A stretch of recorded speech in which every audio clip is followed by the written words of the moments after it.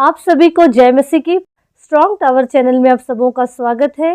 प्रियो, अगर आप लोगों को मेरे वीडियोस अच्छे लगते हैं और इन वीडियो के माध्यम से आप लोग कुछ सीखते हैं तो आप लोग इस वीडियो को लाइक कीजिए, शेयर कीजिए और इस चैनल को सब्सक्राइब कीजिए ताकि इस चैनल के ज़रिए प्रभु यीशु का राज फैलता चला जाए। प्रभु आप सबों को आशीष दे, आमीन।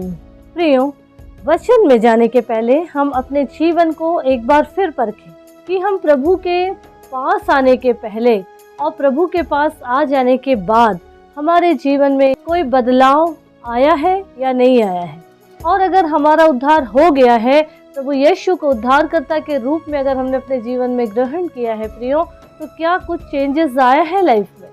अगर हम तीतुस उसका 3 अध्याय में से कुछ पदों को देखेंगे तो उसमें मसीही चाल चलन के विषय में लिखा है। और अगर हम पहले से देखेंगे तो पहले पद में लिखा है कि लोगों को सुधि दिला कि हाकिम और अधिकारियों के अधीन रहे और उनकी आज्ञा माने और हर एक अच्छे काम करने के लिए तैयार रहे। आगे लिखा है किसी को बदनाम ना करे, झगड़ालू ना हो, पर कोमल स्वभाव के हो और सब मनुष्य के साथ बड़ी नम्रता के साथ रहे, क्योंकि हम भी पहले निर्बुद्धि और आज्ञा ना मानने वाले और भ्रम में पड़े हुए विभिन्न प्रकार की सारी संसारिक अभिलाषा सुख विलास के दासत्व में थे और बैर भाव डाहा करने में जीवन को क्या करते थे, बिताते थे और घृणित थे और एक दूसरे से बैर रखते थे। ये तो हुआ हमारा पास्ट में जो रिकॉर्ड हमारा बिगड़ा हुआ था वो। लेकिन अगर हम 4 पद से देखेंगे, पर जब हमारे उद्धारकर्ता परमेश्वर की कृपा और मनुष्य पर उसका प्रेम प्रकट हुआ तो उसने हमारा उद्धार किया, और ये धर्म के कामों के कारण नहीं जो हमने आप किए, पर अपनी दया के अनुसार नए जन्म के स्नान और पवित्र आत्मा के हमें नया बनाने के द्वारा हुआ। तो अब हमको यहाँ ये समझना है कि पवित्र आत्मा के गाइड में अब हम जीवन बिता रहे हैं उद्धार होने के बाद, या कि फिर वही चीज़ को वहीं छोड़कर फिर अपनी पिछली ज़िंदगी में चले गए। वही झगड़ा करना, बदनाम करना, लोगों को कलह करना, आपस में लड़वाना, बुरा सोचना, बुरा विचार लाना, बुरा सोचो बुरा करो। लेकिन अगर हम अपने आप को बदल लिए हैं प्रियो, तो 6वें पद में लिखा है जिसे उसने हमारे उद्धारकर्ता यीशु मसीह के द्वारा हम पर अधिकारी से उंडेला। क्या चीज़? पवित्र आत्मा के द्वारा, पवित्र आत्मा की आशीष, पवित्र आत्मा का जुम्बिश।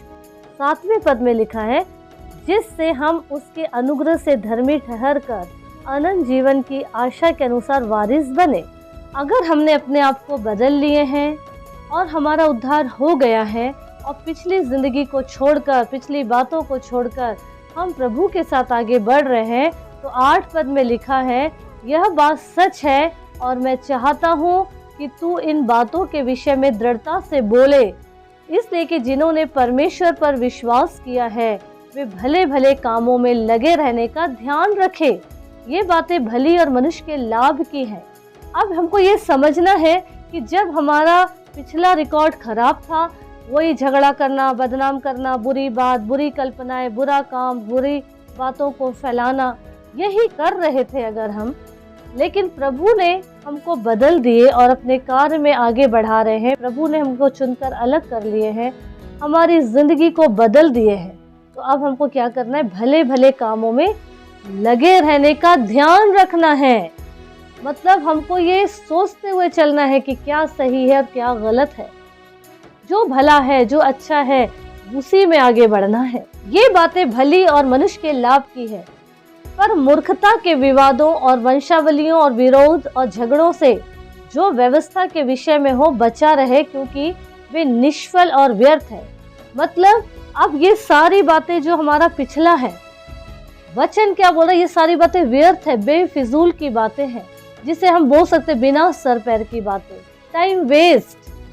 क्योंकि संसार में हम कितना भी कुछ कमा लें, कितना भी कर लें, सहेज कर लें, तो भी हमारे साथ जाना कुछ नहीं है।